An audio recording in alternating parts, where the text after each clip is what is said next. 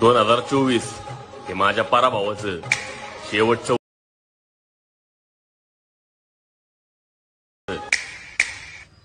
पहिलं वर्ष असेल. तुमचा झेप घेतली व्यसनावी गाठ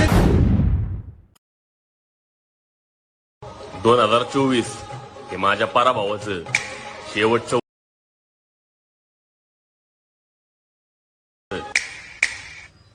पहिलं वर्ष असेल. तुमचा झेप घेतली